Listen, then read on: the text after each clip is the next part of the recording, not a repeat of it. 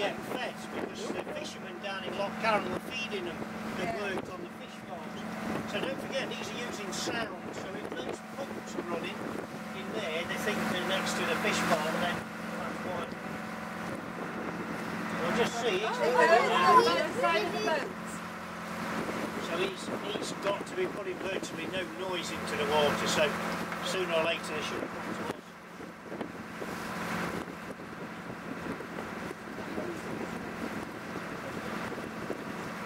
You start to feel that wind now that I was talking about, you know. I'm not going to steer at them, and we'll see if they want to come and play with us and bow right, or whether they're going to be...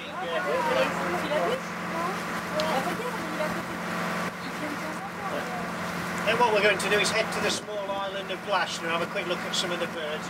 And then I'm going to take you across the loch so we get some shelter and work our way up towards the Ecosse. Now they should have heard us by now, they should be turning and coming to us.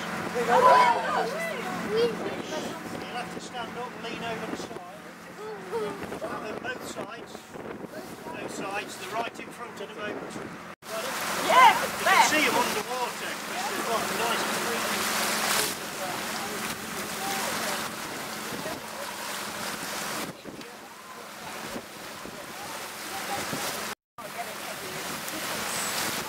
I know, I say that we're here 3 weeks this month and I haven't really got boat on the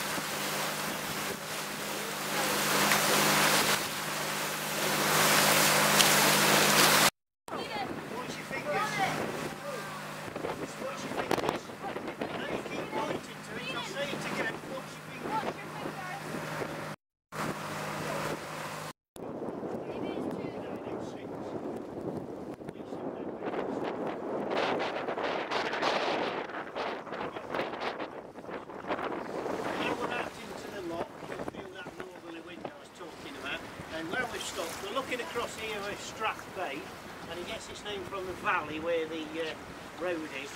Strath means valley in Gairloch, and the average depth all the way across, as far as you can see, is 30 metres or 100 feet. And the bottom is a sandy gravel, and circling round. The behaviour is almost the same as porpoise, really. You don't see an awful lot of the porpoise, because they're interested in feeding mostly. They'll go down to the bottom. I think it's the sound of it swishing. Yeah, just any sound at all. That's why I think when we're around these buoys, there's only got to be a little bit of chain clinking and it'll interest them. Oh, God.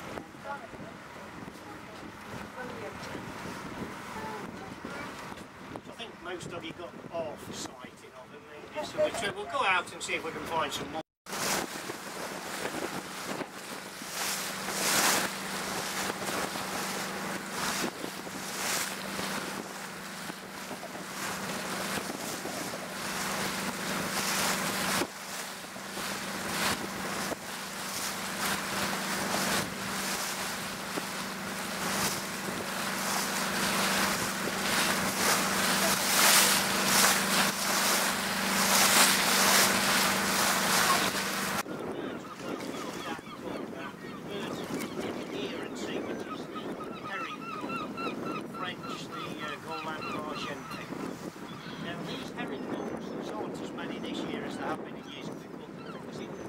Storms up here virtually every day in May. It wiped out a lot of these eggs.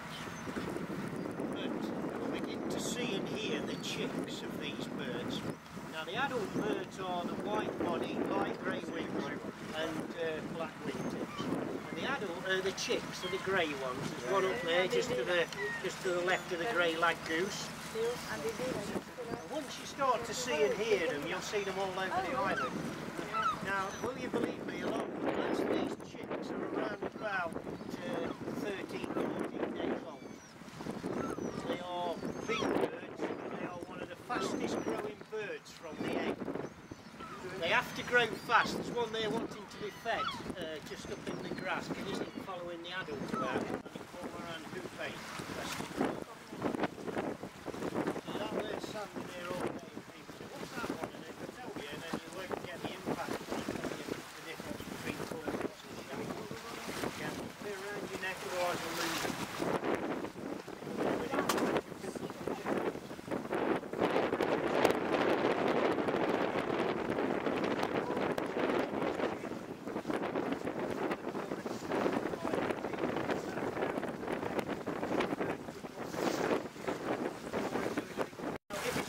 White on it for a start, it's a calling, so you'll see some of them have got speckledy white tummies, the one at the back, two at the leg. Big white and yellow feathers.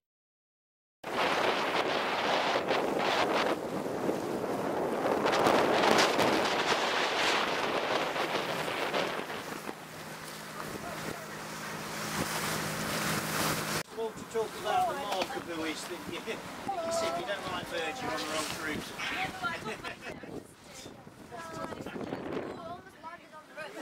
Unless you look like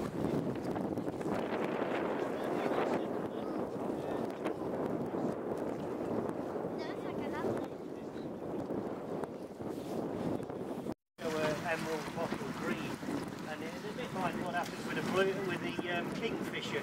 Kingfishers look blue and they are actually black. There's the light shines through the feathers.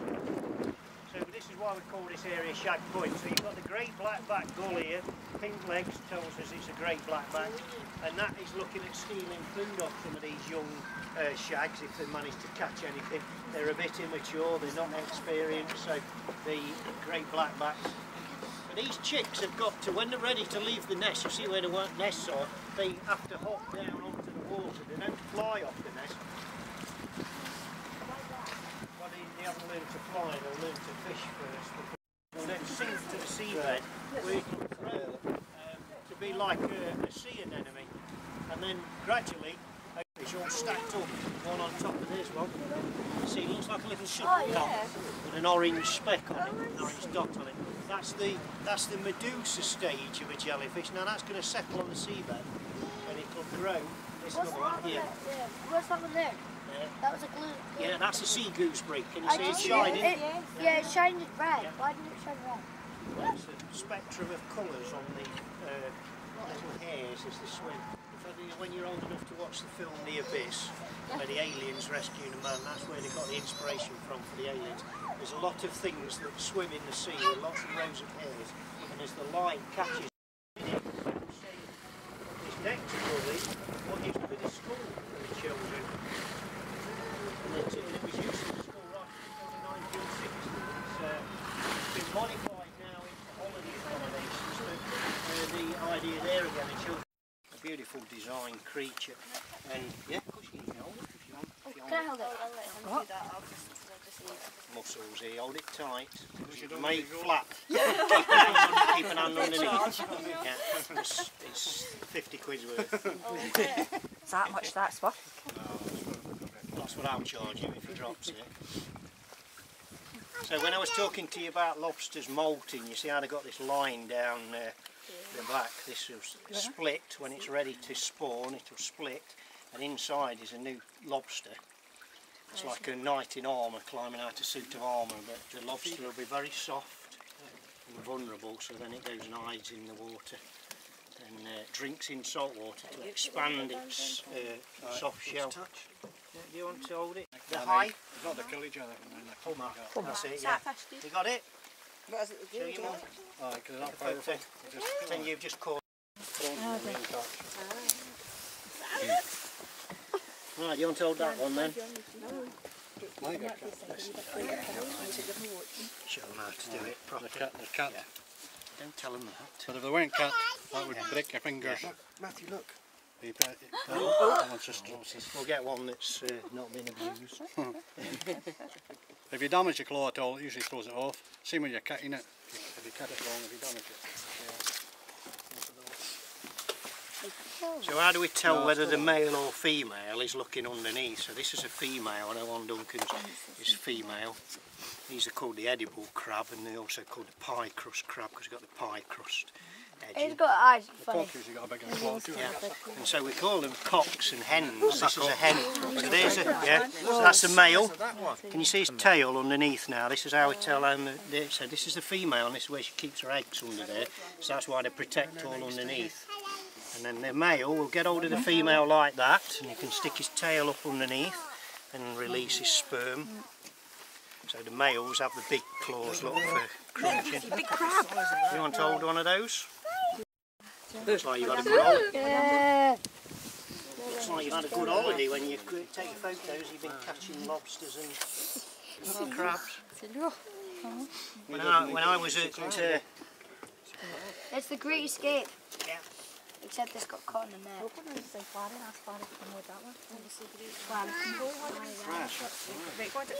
This one hold the growth on it. Don't draw pickers, it's worth a lot of money. Not a snag, I say not as much as a lobster. You suddenly go out, you think, oh, go.